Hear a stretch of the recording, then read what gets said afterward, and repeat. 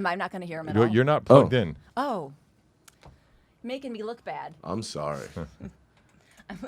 It's pathetic. I should know that. That's Headphones? Radio 101. Yeah. And you have a cough button if you want to. You won't hear yourself. All right. Yep, fart button. You all good? Yeah. And then what's the Can name you hear of me the now? show, by the way? So- yeah, we both hear you. Okay, Yep. great. So the name of the show is Kristen and Chill, and it's got a funny backstory. And I'm just going to give you a quick rundown of it real quick so it doesn't come out of left field, and I don't want to retell it for people who listen to the show. So Can I interrupt in my opinion? You should recap it a little bit. Why? That's actually a You're good point. always getting new listeners. That's a good point. So tell me on the air. That's a really good point. The reason I don't usually recap it is because it's not like recapping my trip to the shopping Right, but it mall. could be. I'm sure there's a way to express it within a minute. Well, my co-host committed suicide. Yikes. Yeah, so it's not Fun. one of those I'm like, It's hey, a fun- let's oh, I start the gotcha. show on this note. So what color do we use for that? Black? Honestly, just go rainbow at this point. I need some happiness in my life. It's called Kristen and Chill. Yeah, so it originally was called Mentally Chill. Mm-hmm. And the ILL still in parentheses, so mentally ill, Yeah. chill. And so it was with my friend Stevie Ryan, who I'm not sure if you've heard of. She had a show on Comedy Central or VH1. It was a sketch show. She had a really big following. She started out on YouTube and kind of became one of the first YouTube stars. So anyway, we got together because we both struggled with depression. Ironic that you get together at all when you have depression, but we forced ourselves Misery to. loves company is the expression for Yeah, a reason. yeah. It actually doesn't, though. Like, I like to I know just did- people are sad. I just don't want them around me. But I maybe wanna be even when you're sad? yeah, because I get isolated. I don't want to talk to anybody. So it was weird that I ended up reaching out to her because she would post a lot about having depression. And I've had depression since I was like 18, 19. And if you can believe it, I'm 36 now. So I know that from I when like we to were outside. throw that out there for some reason. I never threw out I'm 25 when I was 25, but now that I'm 36, I'm like, I'm 36. I don't 36. hide. I'm going to be 50 in a few months. I don't hide that from You anybody. are? Well, that's Yeah. surprising. Oh, well. I responded to you the way you should have responded Well, I to heard me. it outside. I did it outside. I did a double take. Okay, outside. good. All right. All right. So yeah, so we did the podcast for about 4 months. She took her own life. Then I kept it going as Mentally Chill until January of this year, and I Switched it. changed it because I wanted to get off of the heavy depression, heavy duty stuff, and just be funny. I'm a comic, and I Right. just like to be funny and an asshole. And I felt like with Mentally Chill, I had to walk a line a little bit because there were people who were actually suicidal listening to the show, and I didn't want to like trigger them, or so Right. I just basically was like, There's a guy that you should talk to when you're here, and then we can he a get started. psychiatrist? No, he has a show called The Dopey Podcast, and his show was about recovering addicts. Him and his friend, right? Him, the two recovering addicts that I don't think they're comics, but they try to make it funny, and then that was me and Stevie. They're like, we don't think they're comics, but they're trying. he is the AC's on here. Is it leaking again? Yeah, it is. Great, awesome. And then his co-host relapsed unbeknownst to him and killed himself. And then he kept the show going. But what he did was he was a brilliant promoter. This American Life podcast did a segment on him. He got written up in Page Six, and then he started getting. He got Mark Maron on. He got Artie Lang on. All right, here's the thing. I have such a guilty conscience because when this happened, Jeff Garlin reached out to me, Neil Brennan reached out to me, all these comics, and I was shying away from it because I didn't want to look like I was benefiting from her death. That's a comedy problem in that all comics don't like to do the promotional thing for some reason. Every comic here, they don't like to ask for things. They don't, and that's part of being a comedian, I think. But I have no shame, so I ask everybody. I don't give a shit. And that's why you own a business and are successful. Exactly. Because I ask for favors all the time. I was hounding Michael Che after we booked him to help me book other SNL guests. I don't care. That's what you need to do. You're a hustler, and I lack the hustle gene, and I try so hard to get it. Yeah, but then you get a partner that's good at that. You know what I mean? You get a co-host that is that for you. If you don't have it in you, get someone that is in that. You know what, though? I think I'm attracted to people who are lazy and don't like to do things, so I don't think I come across a hard Get her Harrington's worker. phone number. Is that from the Dope podcast? No, it's this guy that we're firing this week. That's he's a fucking such a lazy piece of shit. Perfect match. He's my dream guy. So with you today, I want to touch a little bit on what your history with mental health is, but I changed the show over to mostly minutia and neuroses. Okay. Almost like a Woody Allen, but not as funny and not as like sexual. Fair. I my mental health issues are minimal in terms of seeing people in my life, but I have some stories about that. And I have a lot of weird idiosyncrasies I think we all have. I read your little, you sent me a little update. We all have weird tics, I guess I'd call them. Who the fuck is normal? So we all have problems. If you're really normal, I probably would be really worried about you. Right, yeah. right. And so I like to kind of exploit the weirdness of all of us in this because it makes me feel less alone. Right. But Who's oddly enough, I like weird? to be alone. Yeah, but that's funny. I don't know. But I have a friend, by the way.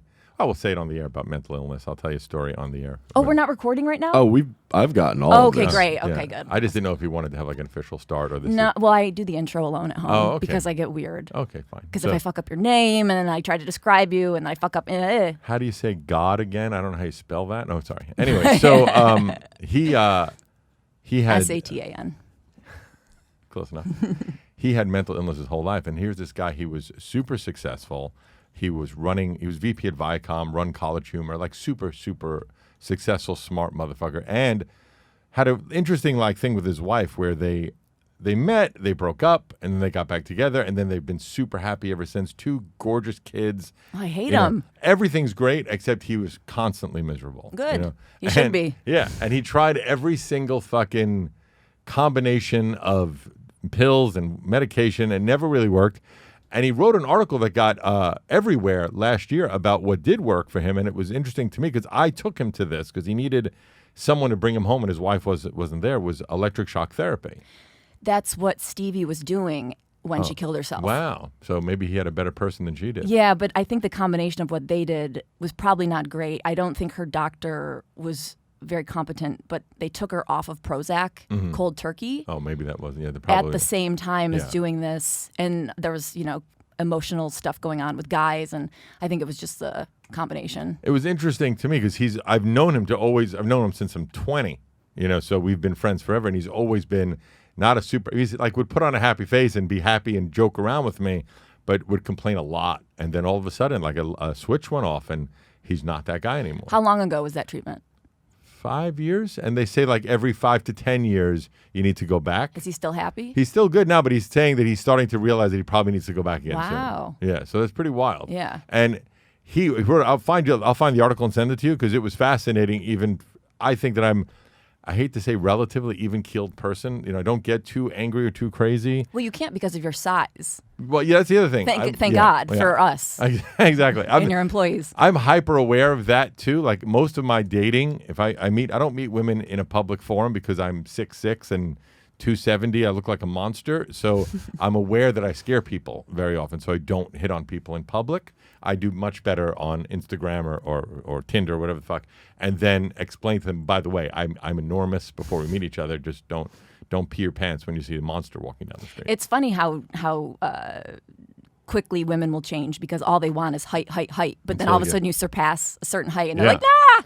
On dating apps, I lie and say that I'm 6'4" because nobody looks at 6'5" and over. No. Nobody wants that. It was 6'6" and over. Is it just depends on the app? I would say, in my taste. But it depends on a lot of the apps, it goes 5'10" to 6'4", and then you have to choose also 6'4" and over. They group together They like group that? Some of them do that. Yeah, some of them when you I can should know search, that. you can search by height, and they group in categories. I don't like that.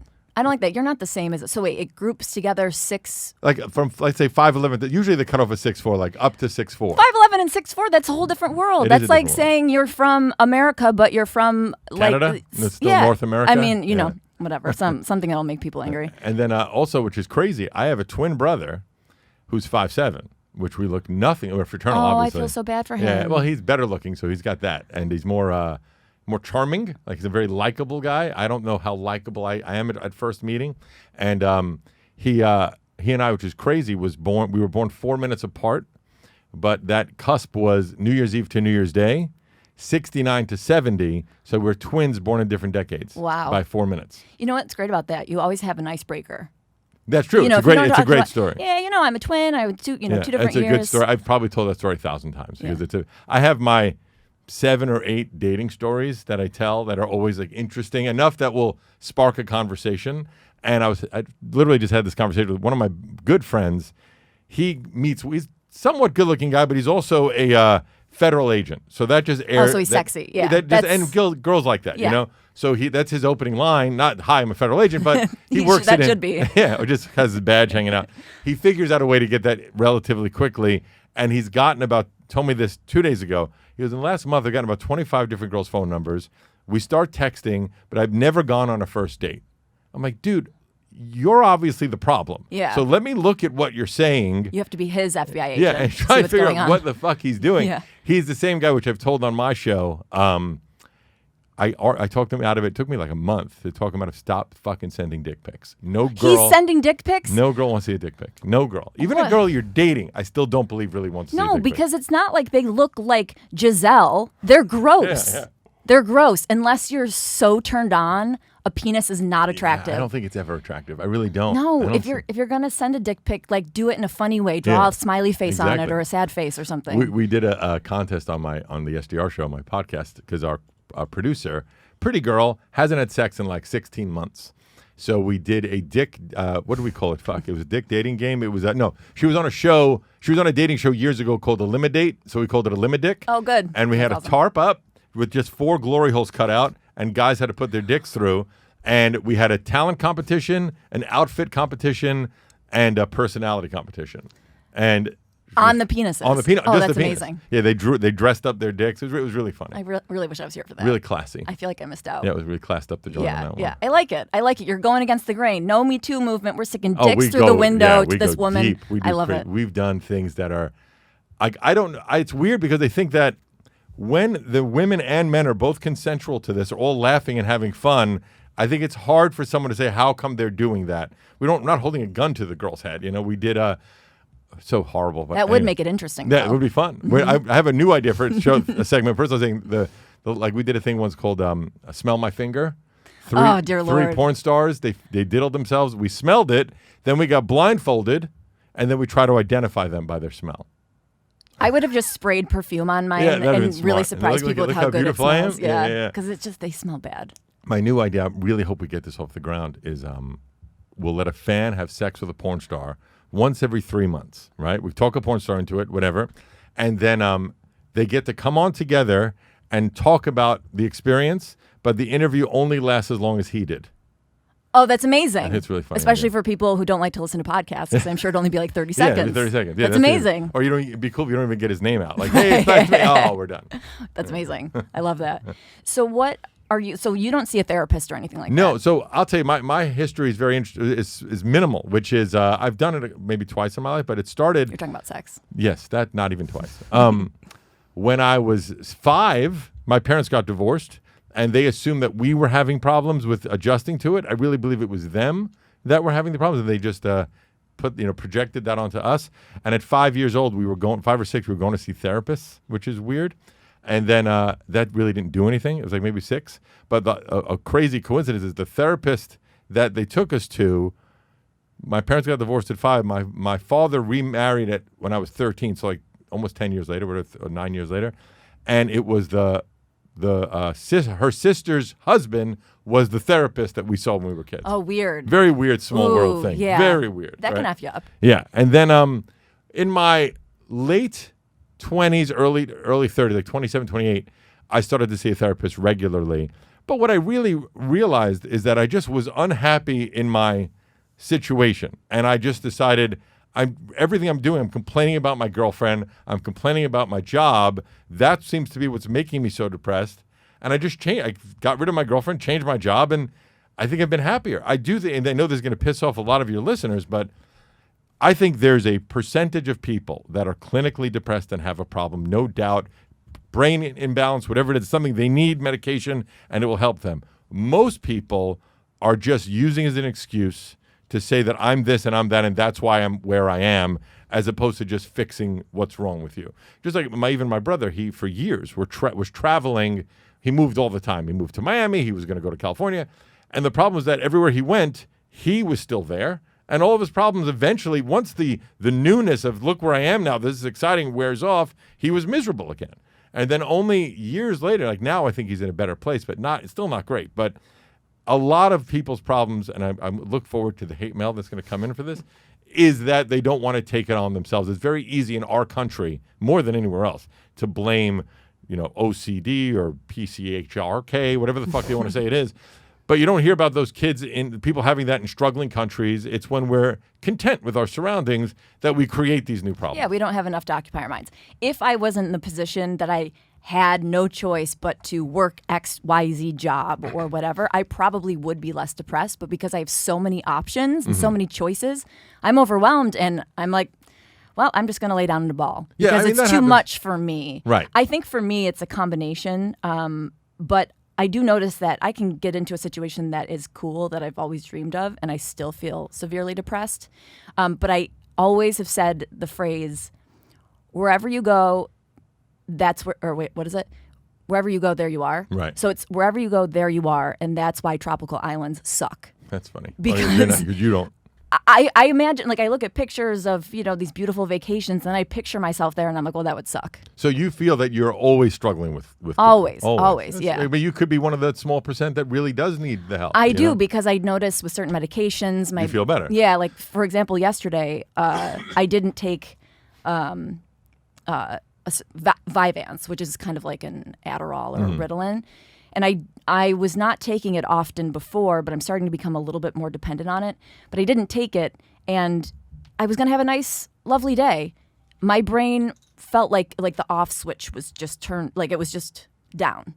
And then this morning I took the Vyvanse, and it felt like my brain turned back down. I'm going to play devil's advocate and just say that I'm sure anybody taking that medication would probably feel better. Oh, yeah, they would. So then you go off of it and you're going to feel worse. But that doesn't necessarily mean you need that medication. I don't know. I'm not saying I met you we did one podcast together a year ago. That's my knowledge of you. So I can't speak for you. But I could say that I'm sure if I took Adderall or any one of those things, I would feel great. Yeah, well, That's why people take them. Yes, but I'm basically the person who's not functional without it. Mm-hmm. But also, how long have you been taking the medication in your life? Not that long, actually. Oh, okay. And it's been kind of a savior for me because basically my routine is when I wake up, my brain feels off. Off as in not like off of center, but actually like turned off. Right. Like there's a switch on, a switch off. It feels like it doesn't even exist. Like I feel like a dead corpse. Mm-hmm. And That's like women I have sex with, by the way. Well, then it'd be a great match. But then if I take the Vyvanse, what it does in my mind is I picture it almost like I'm a marionette doll, and I'm dead. I'm like a dead corpse. But all of a sudden, the Vyvanse like pulls my arm up, and then pulls my other arm up, and then my leg, and then all of a sudden I'm dancing like a wacko. But does that mean that you don't feel better, but your body's functioning more? My mind feels on, like it feels. What's the word? It's hard to describe. Like if your penis gets hard, like blood like rushes. Right now? Yes. Okay. So it feels like now my head feels like your penis does. Like it feels on. Cool. Like there's shit going on in it. Well, I envy your head. Yes, and it's huge. very very attractive. Thank you. Yeah. We put some personality on it. Yeah. So. It's funny is that I am, I think, as I said earlier, extremely even keeled. I don't get angry a lot. I handle things. I look at people that get super angry and super aggressive as it's just like, especially like people that fight. They look like idiots. They look like idiots, and they don't know how to handle the problems that they're having with their words. So their answer is, "Oh, I'm going to punch something," and it all comes from just being a better communicator, just figuring out a way. Ooh, I'm sorry. Hey, baby. Look, I like Brian with his hair down. It looks so sexy. Yeah, very Fabio. Yeah. You're Irish Fabio. Redhead. Is that red? Is that reddish? It's got a red tone. Red? Yeah. It's a brownish red. Yeah, and he is Irish, I think. These are his pubes we're talking about. Exactly. Scottish, actually. Scottish? Ooh. Oh, excuse I think me. these are close to the Irish. Yeah. Do you ever feel overshadowed by Ireland? Because it's like people talk about Ireland, but no one talks about Scotland. And I know you're not really like a Scottish guy No, like, I'm from American, Scotland. Yeah. I don't think So he it cares doesn't- either you don't way. care. I don't think he can even spell Scotland. Not very nationalistic. Okay, good. You know? Yeah. What is your Keep it nationality? American. I'm Italian, Irish, German, and English. Is any one of those four that you identify with, or that's just your heritage? Whoever I'm around. Okay, if I'm good. around an Italian, I'm like, oh, I'm Italian. Have If you I'm been by a- an Irish guy, I'm like, oh, yes, potatoes. That's all they know is potatoes. Yeah, Have that's you all been I to know. those four countries or no? No. Oh, I also think I'm a huge advocate of traveling. I think traveling does help your mind.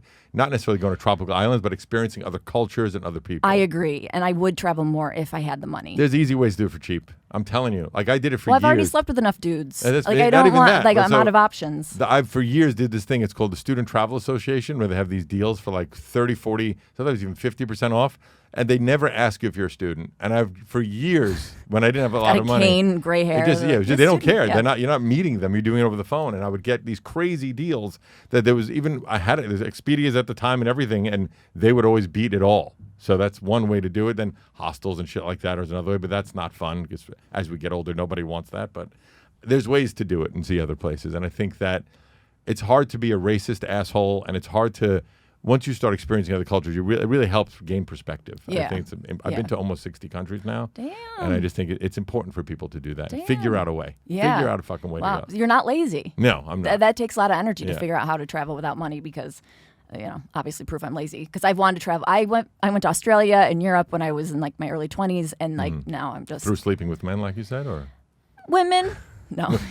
hey, you just got more attractive as far as I'm concerned. Actually, like a nerd, I went with a performing group because I was part of like a comedy dance. performance. No, dance. like dancers. We That's went funny. to Europe and then I went studying abroad. So students, I haven't done it in like a cool way where I'm just like fucking traveling, man. I never did the hostel thing. I was 35. I read an article that They wouldn't let you in hostels. No, I'd be too bad. At the Yeah. time, I was at one point when I entered high school. I was 5'7". I graduated 6'5". But But imagine like a woman walking in and like you're her hostel mate. that'd be fun. That would put the like hostel in the word hostel. Yeah, it Like, would be too, because I get very angry if they take over my bed. When I was 35, I read an article that said that 75% of Americans don't own a passport, and half of the ones that do never use it. And at the time I was 35, I never left the country. I was like, well, this changes today. And since that day, I made a deal with myself to leave the continent at least once a year. And I've done it every year since. Amazing. Yeah. Wow, that's very inspiring. Yeah, I like to do shit like that. Yeah, wow. I'm a person that makes I don't know things how to happen. respond to people who make things happen. It throws me off. I'm like, you're not lazy. Yeah, What do we I'm talk about now? I try to really, not only I put myself in situations that make me uncomfortable often because I like new experiences. So I try to go, whatever it is. I went jet skiing in the Hudson River just because I didn't want to do it. I just came back from Whistler in Canada, which I've never been. I hate hiking, but I said, fuck it, fine, we're going to go hiking it. And I ended up loving it, and I think that even if you're faking it in the beginning and just forcing yourself to go through it, eventually you get the experience. Well, I'm glad you bring that up because currently I'm reenacting the movie Yes Man, but like Yes Woman. Because I usually am like, nah, I'm good. I don't want to hike. I don't want to go golfing. I don't want to do whatever.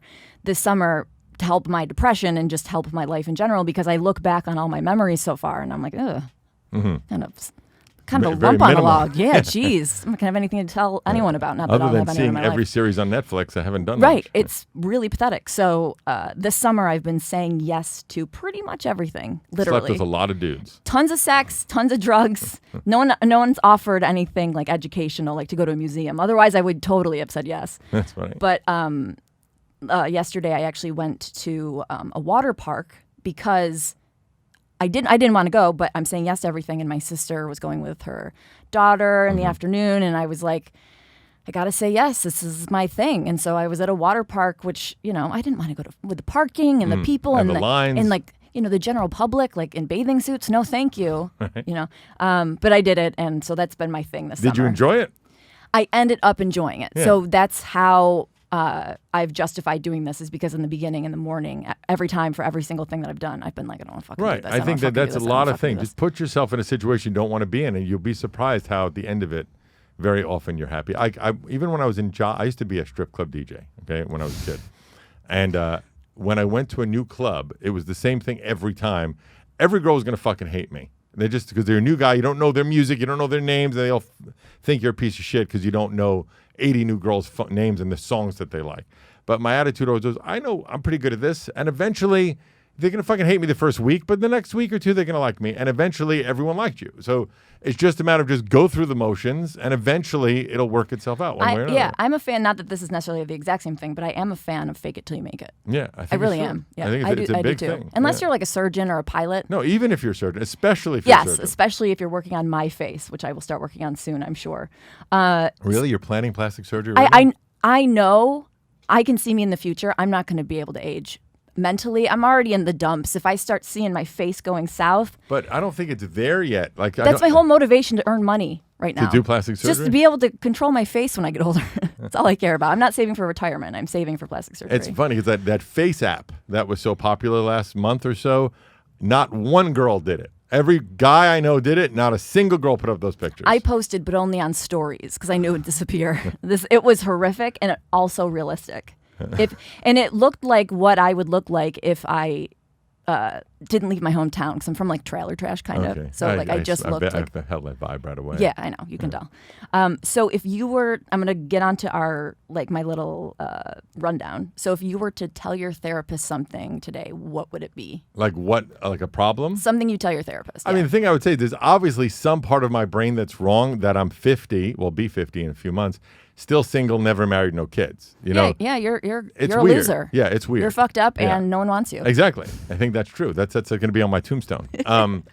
I don't know. I think that it came from both my parents were dating a lot when I was a kid at 5 or 6 when you're the most impressionable. So that's what imprinted on me. I think, but I don't know what it is at this point. It is weird. I do think I want a kid one day, but at this. One day is going to better be pretty soon, or the kid's never going to really know me. Well, do you start to feel anxiety? Because I feel like the one day thing works for so long, and I'm hitting the point. I'm 36, but I'm hitting the point where I'm like, I can't say one day anymore. Right. It's now. It's now. It's now. Yeah. I also think it's weird that a big part of it is I know how happy it would make my mother for me to have a kid. Right. And so I don't want to make a decision.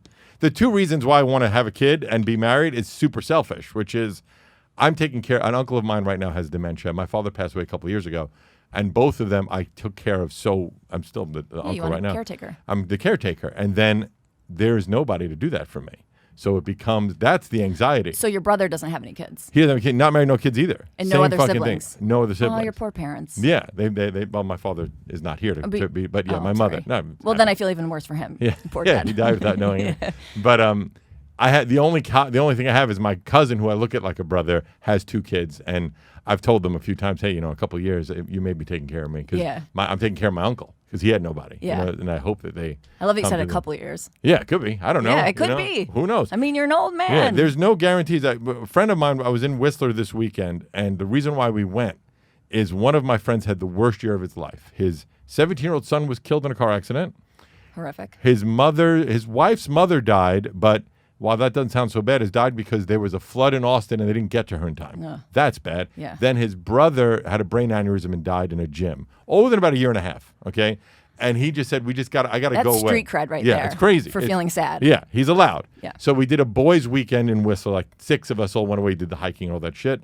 And he's the one that just over and over again is pushing in everyone's head, you may not fucking be here tomorrow. So you really need to just understand and appreciate what's going on today. But then at the end of the vacation, he started talking about how... buzzkill, buddy. Yeah, he wants to kill himself, he said. He doesn't want to live past 60. And that freaked me the fuck out. How old is he? He's 50.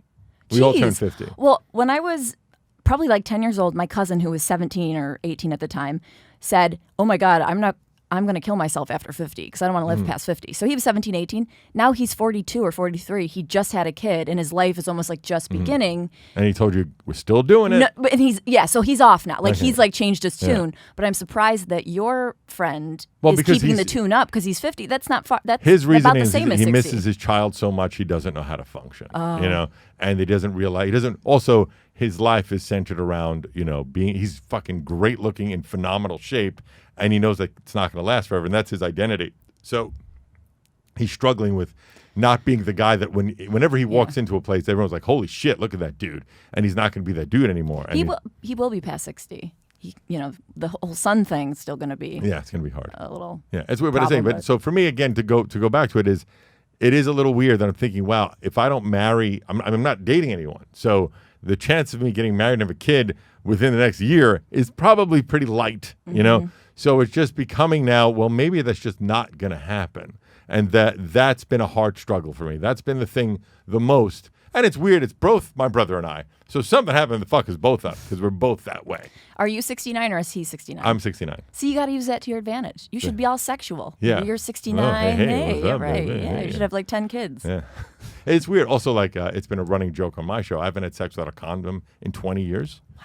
And I just did one time recently for the first time in 20, and I was like, oh my God, no wonder everyone loves this. Wow. I forgot what that felt like, And so I'm super hyper aware of like diseases and I got one girl pregnant when I was like 20 and then we had an abortion, Oh. Well, that's too but bad. I just don't, you I could haven't have seen your the, caretaker. I haven't seen that 30-year-old kid and, but no, I just, that's the one that freaks me out the most, I would say right So now. why do you think that is? I think if I had to guess, I'm a crazy perfectionist, OCD perfectionist, where I know that I get red flags right away on dates. I'm like, yeah, that's going to not work out for me. I know that. They think that the longer you live on this planet, the more specific you get of what you like and don't like. And the shitty example I give you is like when I was 17, I'd walk into a deli and say, give me a turkey sandwich.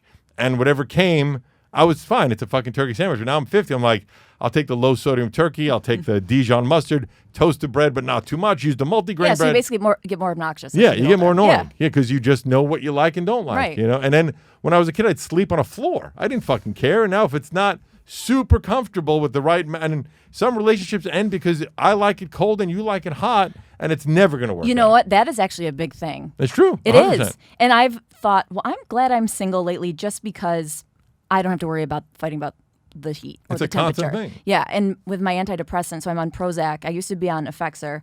They both did the same thing to me, which was give me these crazy night sweats.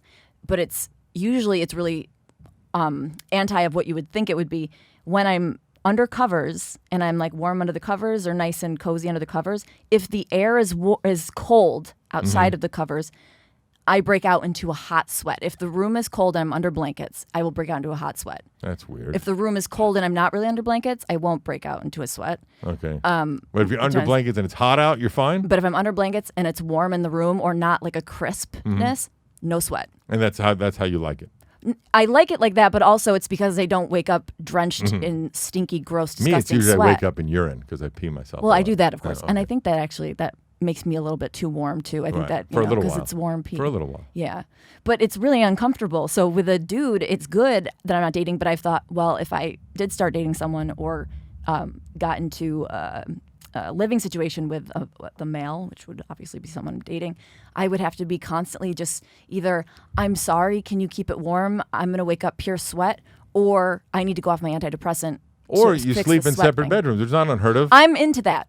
Yeah. I'm into that. That's but fine. I'm like you, so I'm kind of getting to the point where I'm starting to feel weird about the whole like not being married and things like that. But I also sometimes feel that it's just a societal thing. Like it's been proven that there is no animal other than humans that try to be monogamous. Well, I never cared about it until recently. It's weird. I feel like I don't know if society got to me or if an actual biological clock got to me. I really don't know what's causing me to feel this pressure, but I could have cared less about marriage until last year. If I knew for sure that someone was going to take care of me when I got old, I would never have a problem with that.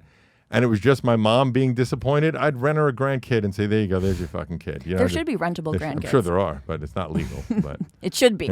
Let's fight for that. So that's something worth protesting about. And that I would say it is a weird fear. It is weird. It's definitely something, especially now that we're 4 or 5 months away from me being 50. That whenever that first digit changes, other than 10, I think that you have real self-awareness of like a passage of time. Yeah. I mean, you're lucky you're a dude. If you're 50 as a women, Ugh. I mean, it's So over. women get 50? I didn't know that happened. You can't see them. They turn invisible in the street. Like they actually That's disappear. why I don't see them. Yeah, That makes sense. yeah, That's why it If clears you feel like you bump into something, it's really It clears it up. It clears it up a lot. Just keep going. Yeah. Well, so let's talk about your social skills and social habits.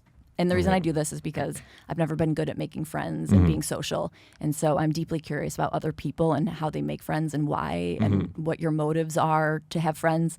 So tell me about Well, first of all, I think that again, not to sound like an old curmudgeon, but the older you get, the harder it is to fucking make new friends. When you're a kid, you're up at the playground, like you're my friend now, and that's it. And the bulk of my friends I've known for 30, 40 years, and that's number one. But then when Gas Digital started and my podcast started, I became immersed in a new culture of tons of comics and singers and sorry, I have the hiccups. Ooh, excuse me. We'll edit that in post. No, leave that. Make me sound perfect. I like burps. Okay. And I've become friends with people that I have a whole new world of contacts and friends that I never 5 years ago I didn't know any of these people. But are they contacts or are they friends? People that like if I have an event, I would invite them over. People that a lot like Jay, my co-host on my show, I would generally consider him a good friend. You know, he's like I would say one of the best people I know. What's the point in which you cross over from a guy I know and we work together to now we're friends? Doesn't it feel a little bit weird? Don't you feel like I'm hitting on them? No, or I don't know if I make that distinction. I'm trying to think about that. Like this weekend, it's like intimate. It isn't. This weekend we went to this thing, and it was, as I keep bringing it up, I just got back from it, but it was 7 of us. 3 of them I did not know at all, but one of the guys was his other friends from Canada, and I immediately now would consider them, all 3 of them, great friends of mine. Wow. Yeah, we all just clicked, and we were making each other laugh the whole weekend. Going on a trip with 6 other people sounds like hell. Well, here's the funny thing. So they wanted a bungalow for everybody. It was a 5-bedroom, 4-bathroom bungalow for 7 people. And when I looked it up online, one room was twin beds, one room was bunk beds. Oh, God. I'm like, this is not happening for me. So I said, you guys take your fucking bungalow. I'm going to rent a hotel room next door. And they said, well, and also... That's what I would do. Yeah, half these guys don't know me. Like, dude, it's about the bonding and this. I said, I'll bond with you for 16 hours. I'm going to sleep over there. But then you become the enemy. Once you turn against the group like 100%. That, you're out. 100% was the enemy. But then when my brother read that email, he's like, you know what? I don't really want to fucking be there either. And so then he took a room, and now they all were really pissed because they couldn't afford the place anymore. Right. If two of them pulled out. So they had to take a smaller place, and they fucking hated me. But we all got along great. Okay, so you didn't end up staying in the bungalow. No. I am proud of you. Definitely not. You I stood won't your do ground. it. I will not. Yeah. I will do. I try. Well, I don't mind being in uncomfortable situations. I know me enough to know 4 nights in a fucking bunk bed. Are you kidding me? First of all, I'm not going to fit. And knowing my luck, I'll end up in the bunk bed because my brother and I are twins. Like, they'll be fine together.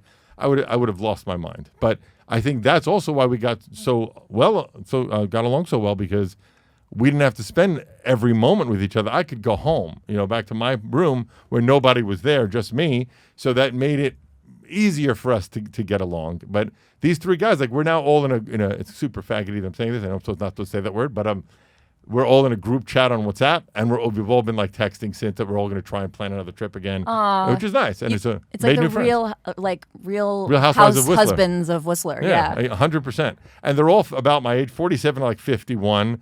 Everyone there, and we're all friends now. Okay, so tell me how it actually works. So how did the WhatsApp group start? Who started it? And what has the conversation been to actually continue on? Because I see all these people in group chats and group messages. I'm like, how did this even start? First time ever. Is there always a leader? Was there a leader of this group? I'll tell you exactly how. The funny thing is that like the only group chats I ever am on is for work. I've never had a friend. It seems like a very chick thing to do.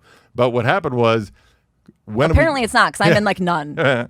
Because we were all there and staying in separate places now, trying to coordinate what time we were going somewhere and what time we were going to be meeting.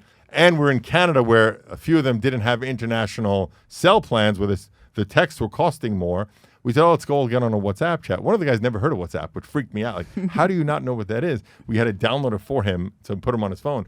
I like him the best. He's my favorite. He's the good-looking doctor dude. Oh, ooh. Yeah. I'll show you pictures of him later. The one who's going to die before he's 60? Yeah. So you get a good 10 years with him. I'm fine. That's all I need him for. Yeah, but he lives in Texas, so you'd have to move. Yeah, I hate Texas. And also, he's an OBGYN. So I could use a few free appointments. Yeah. It's like productive and also sexual at the same time. You got a lot of killing things. Killing 2 birds with one stone. But we set him up, and then it was all about, in the beginning, while we were there, we're meeting here, we're going here, blah, blah, blah, so we get all, because we weren't like holding hands for the whole. So information exchanges are important in starting off a group thing. That's what this was for sure. Okay. Yeah. And then when we got home, we figured that out when we were sitting at a restaurant together and trying to coordinate. We're like, let's just start a WhatsApp chat so we don't have to keep spending money on text. And then that's how that started. So it was, I don't remember which person actually came up with that idea, but it was it was more logical than, hey, schnookums, let's all, do this in kumbaya. Then we got back. My brother lives in Miami. 2 of us live in New York. 1 lives in Texas. The rest lived out in California, 2 in Canada. And my brother got home first and texted a picture of himself, of his feet on the beach in Miami, just saying, his tiny 5'7" feet. His tiny 5 foot. He has I think he has an 8 or 9. I have a 15. But he sent the pictures like, this is my view now, because most of our pictures online were grandiose mountains and waterfalls and shit like that. So this is a very 180 difference. And then everyone started sending pictures of their feet from wherever the fuck they were. And then now that kept the chat going. And then today someone bought some piece of technology that we were talking about. Look what just came today. So it just kind of kept going, not like every day, but every couple of days. And then there was a band that I love that I got on my show last week called Dirty Honey. And I sent a clip of the live performance to them when they were performing live in the show. So it's all just kind of kept going every couple of days. And it's at this point, I'd say, I don't remember the last time I made truly new friends, just friends outside of work. And these three guys would be those guys. Would you be uncomfortable if they heard you say that you consider them friends? Absolutely not. We all talked about how we're all going to be friends for life now. I love that. Yeah. Well, my friend Jen, who I refer to on the show as a resident consultant, Jen, she's probably like my best friend. And I have to say like in front of it, like my best friend, because I'm so uncomfortable with that idea. And I said it on one of the last episodes. I said, well, I think Jen's probably my best friend. And she called you up and said, I'm definitely not. Right. I was so afraid because I knew she was going to listen. And I was like, I wanted to just give her a heads up beforehand. Like, it's almost like I feel like I'm proposing to a dude, and I don't know if he's going to say yes or not. That's really funny. That was a Seinfeld episode. Though. Wasn't it a Seinfeld episode? I should know. You're too young, but I'm... No, I'm obsessed with Seinfeld. Wait. Can I show you something? Yeah. I'm actually wearing a necklace that says Costanza. Oh, that's hilarious. I am a massive Seinfeld fan, so I should know this. Yeah, so there is an episode where he says that he breaks up with a friend. There was a whole episode on that. Oh, that's breaking up with the hair guy. No. I will willing to bet money that there's an episode about breaking up with a friend. Okay. I guarantee it. If it is, it's probably in season 8 or 9 because I refuse to watch season 8 or 9. Why? Because Larry David didn't work. So Larry then started off his own Curb Your Enthusiasm, and then a very good friend of mine who's done my show, I've known her since I'm 10, is the Susie Green on the show, Susie Essman. Oh my God. Yeah, she's done my show. I've known her since 10 years old. And so I wish I was her. She's so cool. God. Yeah, she gives me insight sometimes. Like they just wrapped the season 10, and then she'll give me a little, she can't say much, but she'll let me know like what's happening when out there. Yeah. So it's great. He's really genius. Well, Larry didn't write or produce on season 8 or 9, and it's got a completely different vibe. It definitely does. It loses its grounding. It doesn't feel as realistic. There's something sillier or more like cartoony about it that just bothers me. Yeah, the last season was 9, right? Season 9 was the last season? Yeah, so season 8, 9. But Larry, I think, came back and wrote for 9. Yeah, at the end. I'm sorry, for the finale. For the finale, which was not a great finale. No, and I think they all admit that. Yeah, and actually, I think Jason Alexander got in trouble recently because Game of Thrones, got thrown under the bus really for having a shitty finale. And so Jason Alexander tweeted something like, I know about bad finales, and then everyone got mad at him. And he had really? It's like, okay, if he's, maybe raped somebody, apologize for that, but don't apologize for just making a comment. And I'd say he had to apologize to everybody. Don't necessarily apologize for rape, No, no. I mean, no. You should say thank you for that. Yeah, exactly. Which, by the way, I have a theory. On rape? On rape. Okay. And how to stop it all. Okay. How to stop all rape. Go ahead. Act like you're into it. I bet you that would work. No longer rape. Right. Now you're having consensual sex, and that dude probably isn't getting off on it because he likes to control. They say that rape is not about the sex, it's about the control. Yeah, so just be like, ooh, yeah, and all of a sudden he's like loses his boner. That's a good idea. Done with the rape. Yeah, I'm going to start trying to get that into practice for my own use. I believe there should be one day a year where you can have sex with any girl on Instagram that you want that uses her body to get followers. Oh, that's actually a good point. I agree. Yeah. I wonder if I would fall into that category because I think I'm starting to post pictures that I never thought I would be willing to, like bathing suit pictures. Okay, that's funny. Yeah, only girls do it. It's such a weird thing. But I'm not one of those people. And I actually have had to apologize because I posted, I'm doing the summer of fun, forced fun, saying yes to everything. And so I posted a picture of me jumping off of a boat into a lake. And a comic friend of mine tweeted behind my back. I follow her on Twitter. So, she probably assumed I was going to see it. But she said something like, I feel like everyone's making a really big point to show how much fun they're having this summer. We get it. You jump into lakes. And really? What a fucking bitch. Yeah, but it's because I would agree. Like, I kind of judge people that do that. So then I posted a thing on Instagram with her. An image of her tweet? Of her tweet saying, like, I know I'm an asshole. My Instagram is the worst right now. Just go with it. I'm trying to live life. That's funny. And this is my... That seems like a very cunty thing to do. It was super cunty, but I really like her. And she because she's calling you out. Like if you just would have said, if she said straight to me, I would have loved her for it. Fine, and also tweet at me. Yeah, that would have been great. Yeah, that's fine. It's such a shitty thing. Well, she did say, "Oh, but it wasn't just you." I'm like, no, just tell me. Just be cool about it and just say, "Oh, it's you." I wrote something once on Instagram that it must be hard for pretty girls to know that they're funny because guys are willing to laugh at anything just because they want to get in your pants. Right. And the amount of pretty girls that got mad at me for it, and I said, well, that means you don't think you're funny. If you're getting mad at me, you're obviously think I'm talking about you. Right. And it was just a general statement. Also, in your Summer of Fun, about 5 years ago, I did Ralph's Summer of Do. And it was, I'm going to do something I've never done before every weekend. I was hoping it was do. Take a big Lots dump every weekend. So it was like gun shooting and whitewater rafting and all these every weekend. So every Monday I would say, this is what I'm doing on Saturday. And I tagged all my New York friends. Whoever wants to come. And it was either sometimes 2 or 3 people, sometimes 11 or 12 people. But the entire summer I think it was 12 different things. Did anyone give you shit for it? No, everyone loved it. Everyone loved it. I was so happy. People were asking me the next year to do it again. I was like, you know how much work was put into doing that? People canceling last minute. And oh my God, that's the thing. So much work. Yeah, it was too much work. Not my thing. Yeah, I said it was fun for one summer. I wouldn't do that again. Yeah, I wonder if next summer I'll be willing to, because this ends up being a lot of work, a lot of driving, a lot of coordinating, a lot of money, a lot of blah, blah, blah. I think there's a way to do it. Well, you're just saying yes to everything, but there's a way to just say, look, I'm going to do 5 things this summer that I'm not comfortable with. Instead of everything seems like a lot. Yeah, but then I got to think. Oh, I guess that's like true. a think plan, know in advance, and I'll be like, oh my God, I'm only on thing 2 and it's August 20th. All right, so say July. That way it limits how much time you're going to put. That seems like a lot. Well, I think I'm doing it because I do think it helps. Yeah, I do think it helps. I think it's great. I think that your brain, if you're doing the same thing every day or staying in the same mode and routine, your brain atrophies. My father, when he passed, he had a little very OCD, and he would eat the same thing every day at the same time, and he would if he had to turn a light on, he'd turn it on, off, on. He had to, right? We bought my brother and I once for his birthday. We bought him an iPad 2, and then the iPad 3 came out. He never used the 2 because he doesn't like technology, but he bought a 3 because 3's a better number was his answer. Wow. Okay, it's like severe OCD, right?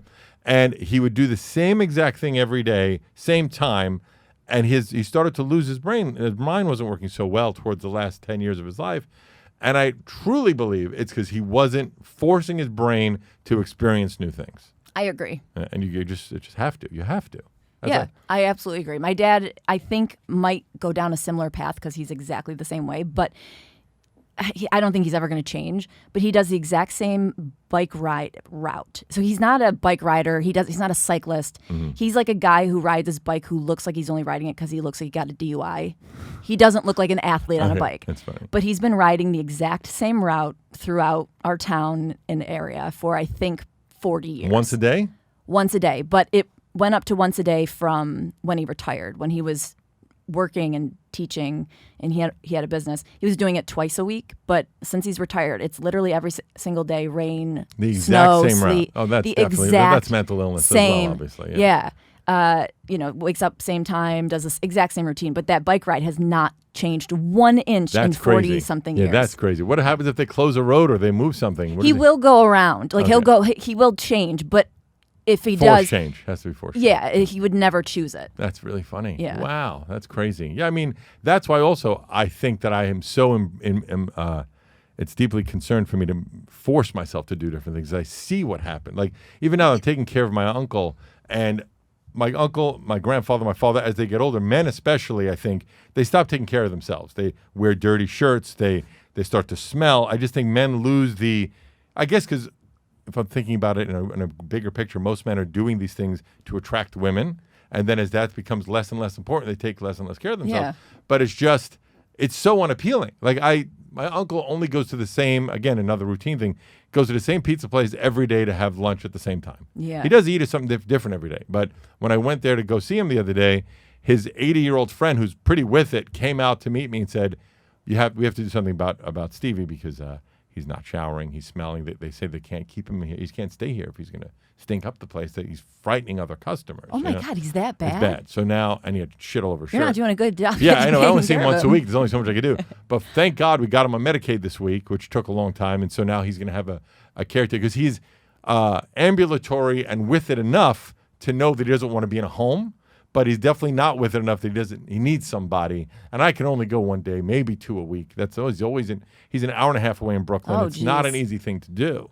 So thank God that happened, because I just see. But again, the thing to bring it back is that I'm trying to imprint that on my brain that when I'm 70, 80, or if I make it to that much, but not to be that guy. Always take a shower. Always make sure your shirt's clean, and just try and be at least a human, a part of society. Yeah, I'm gonna go the complete opposite of you.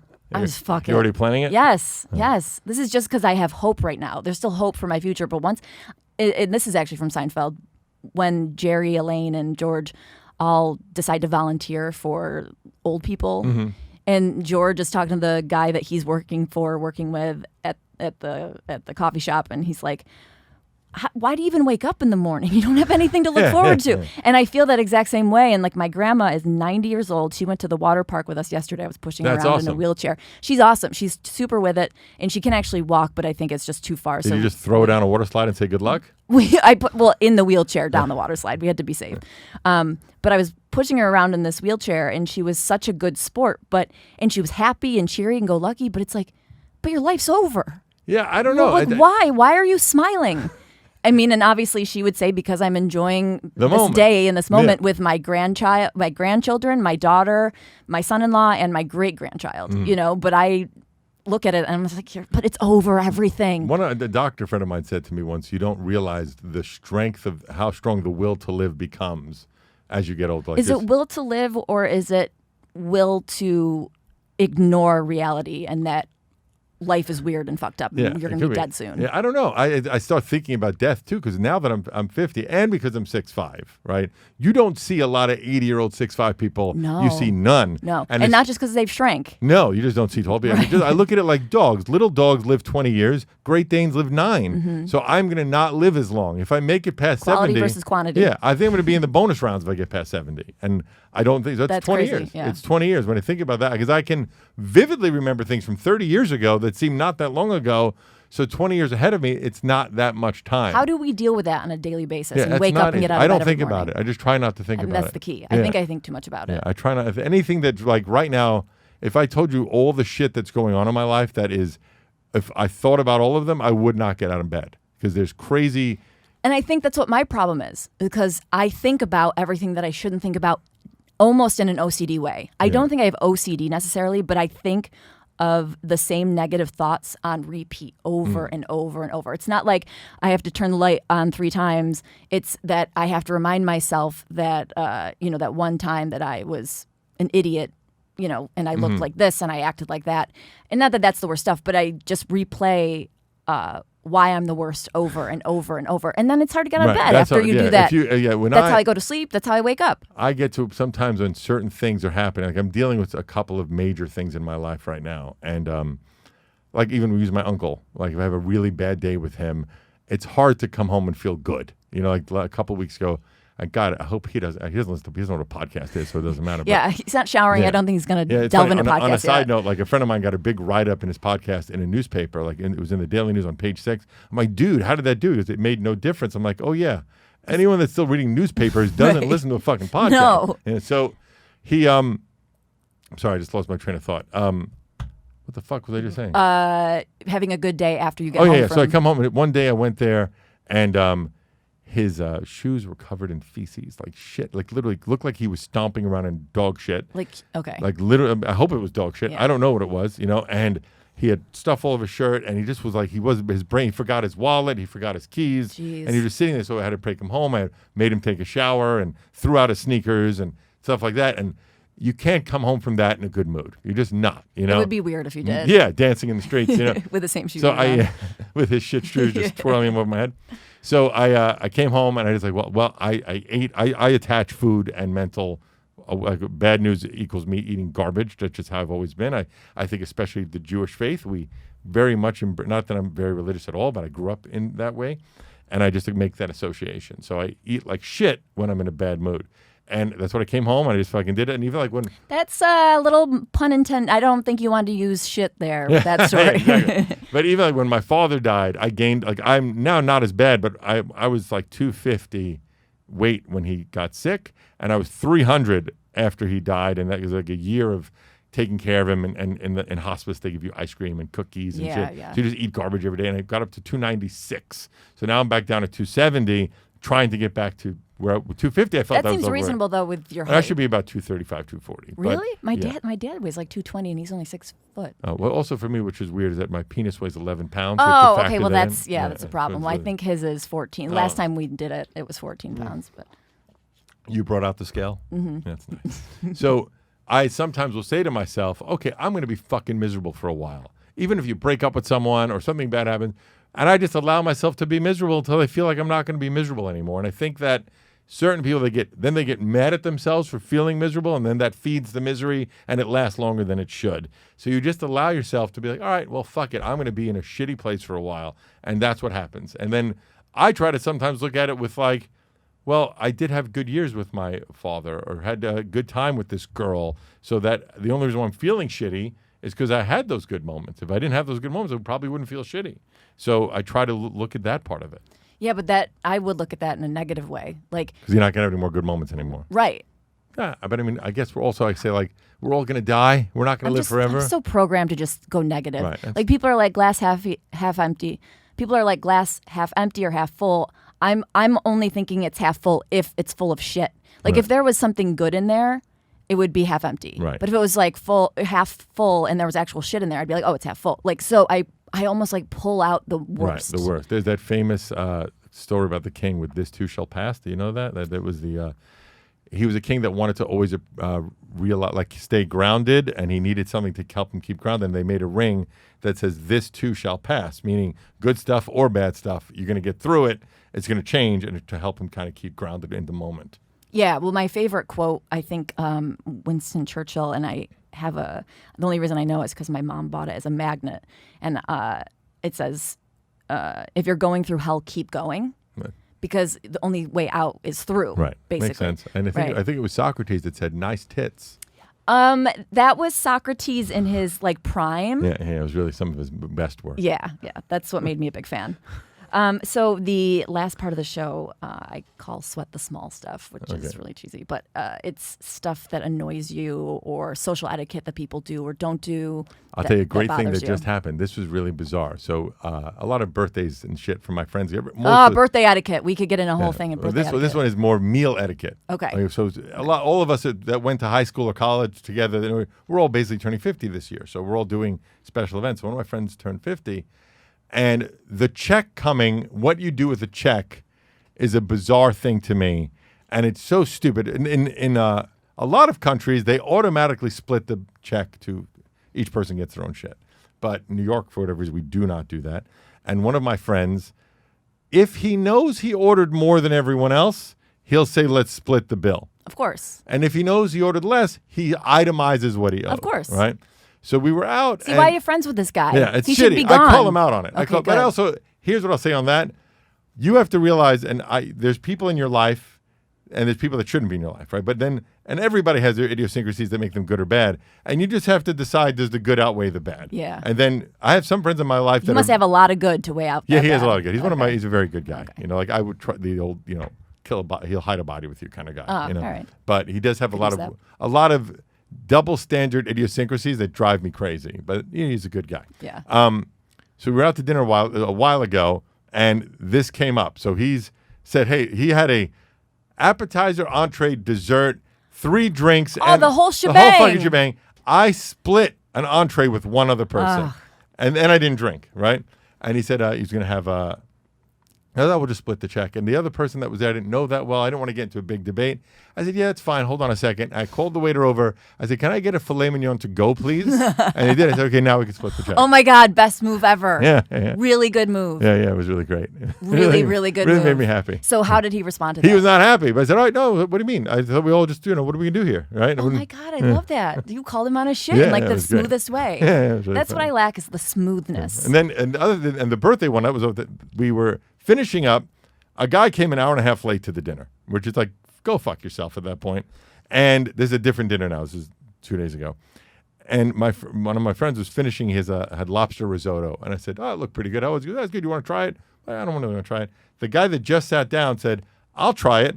He had 1 lobster claw left and some risotto. The guy takes his hand across the table, picks up the only lobster left, scoops it through the risotto, and puts it in his mouth, right? And then the guy goes, my friend says, well, I guess I'm done with that. You know, like you just took the only, what am I going to do here, right? And that was weird number one. Then weird number two, I don't know this guy at all. We go to split the check. It was pretty even. We're all going to split the check. And this guy goes, you know what? It's Al's birthday. I got Al's share. Well, that's nice. Okay, it's $80 a piece. And I take out my card. Everyone takes a credit card. And he goes, I'm going to pay him later. Pay him later? What do you have? So he has to pay now and then? Yeah, I said, what are you doing? He says, then now Alan had to pay for his own. It was the fucking weirdest thing. How do these people go out in public? I'd be humiliated to do that. It's so weird. And I'd never met the guy before. And I was like, Alan, that guy is the biggest. First of all, he shows up an hour and a half late, scoops his hands through your fucking meal, then just for the accolade says, I got Alan. And you know what? This guy is probably happier than anyone else at the He dinner. was a very happy-go-lucky dude. Yeah. Didn't care. That's the key, is to be unaware. Yeah, he was super unaware. Don't be Super self-aware. unaware. Don't be world-aware. Just live in a weird bubble. Be an asshole, and you will be the Yeah, if you don't happiest. care about others, you're always going to be happy. Yeah. I care too much about others. I should be happier then, because I really don't care about that. You many really don't people. care about it? Do you have anybody in your No, life? I Yeah. care about Okay. people. Yeah, no. Okay.